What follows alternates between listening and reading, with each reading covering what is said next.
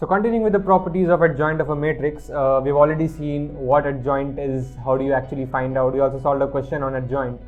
Let's look at a few properties which should be useful. A lot of them I'll be stating without proof, and the ones which I'll be stating without proof and are important, I'll just put a star against them so that it actually draws your attention to its learning. So you have to memorize some of them, like that can be helped. So the first property goes like this. So A is a square matrix of order n. So A is an n cross n matrix. That automatically means it is a square matrix, right? Then A into adjoint of A is equals to determinant of A into In. Now, I'm not actually completely proving as to how this is true, but I'll kind of give an understanding of what is actually happening here. So what you are doing is you are taking a matrix, A, which is of the order n cross n, then you're taking its adjoint. So it's something like this: A11, A12, A13, A21, A22, A23, A31, A32, A33.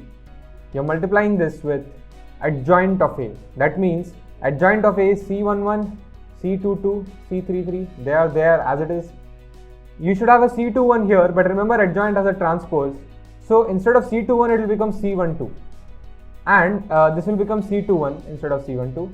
And this will be C13. This will be C31. This will be C23. And this will be C32. Right. So this is your adjoint A.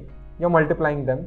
The multiplication is obviously possible because this is n, and your resultant matrix also will be of the order n.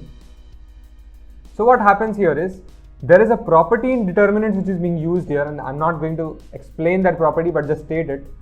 So this is A11 into C11, C12 into C21, C13 into C31.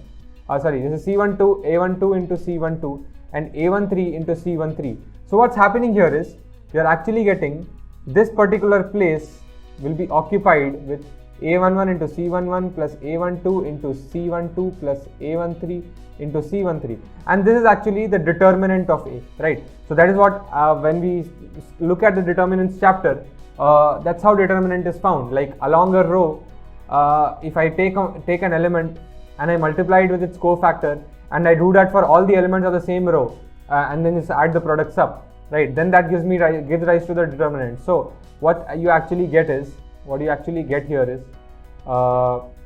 det A.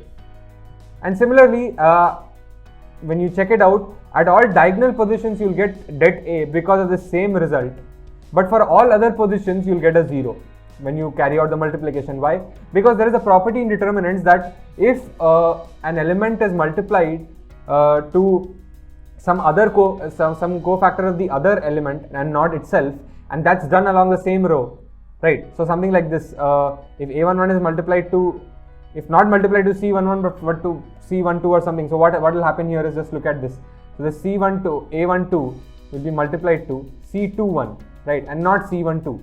So C21 is the cofactor of this particular position, right? So if it's not multiplied to its own cofactor but somebody else's, and that's being added up along a row, then you'll actually get a 0. That's actually a property of determinants which I'm not explaining here but just stating it.